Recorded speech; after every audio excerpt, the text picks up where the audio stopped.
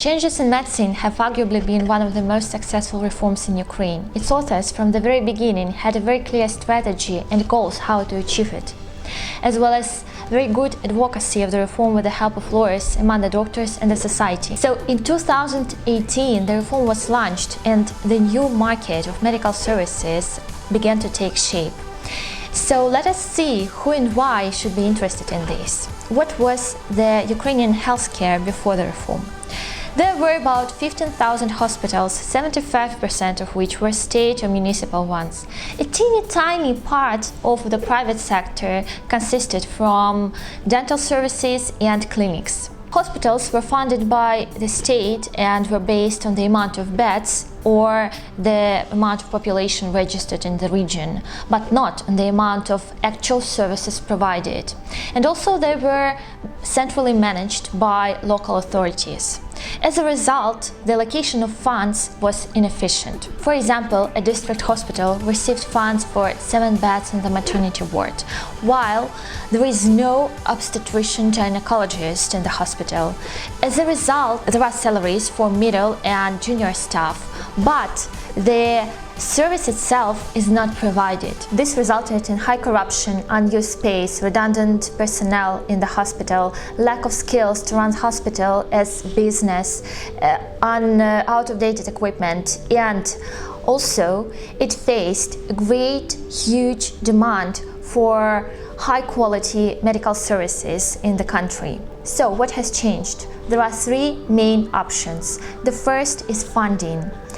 Now the money follows the patient, so the patient can himself or herself choose where to go, to communal hospital, to private clinic, or to a sole practitioner. Now the National Healthcare Service for Ukraine is a sole purchaser of all the medical services in the country. The second is management. Now the hospitals can have 2 managers or 2 directors. The first one is a medical director who is responsible for the quality of medical services in the hospital, while the second one, the CEO or the director, is responsible for all other issues which are connected with the personnel, finance, IT, internal processes, etc. And the second one manager shouldn't have the medical background. This is a great breakthrough for Ukraine. However, there are still lack of such skills and such managers in the country because they are not taught. The physicians are not taught to do stuff like that, and there are still no appropriate programs for that. And the third one is decentralization. Local decision-making is shifting from the capital to the regions. Local territorial communities now have more autonomy and they are interested in meeting the needs of the population. So they can help with funding of the hospitals and optimizing the services, for example, to choose the amount and their specialization. So the communal hospitals are going legally independent and they are becoming a full-fledged place of the market. So what has already changed in 2018 when the reform started? Firstly, more than 50% of the population, it's about 28 million people of Ukraine, have signed their declarations with family doctors. And this is a huge number in such a short period of time, which means that there is will of people for changes in the country and in the medicine. The fully functioning National Healthcare Service of Ukraine has been established. This is an executive body which is responsible for implementing of the state policy in the field of the medical guarantees. To the moment, there are more than 1,000 hospitals which are already the partners of this office, and among them there are about 300 private clinics. Many doctors are going independent and they are opening their own practices. To the moment there are more than 170 of them. So the competition in the market is emerging. Large business such as agribusiness helps the reform in the regions, becoming part of supervisory boards in the hospitals or through social responsibility projects. So all this opens up new opportunities to doctors, patients and medical institutions. But let us see what are the prospects and the risks of these changes. The first is market volume. The market for medical services in Ukraine is at its infancy, and the competition has only started on the primary health care. But the primary health care is much smaller than the secondary or specialized health care. According to the state subventions, there were about 40% which went to the primary health care, while the remaining 60% were allocated and are allocated to the secondary health care, and it is not enough.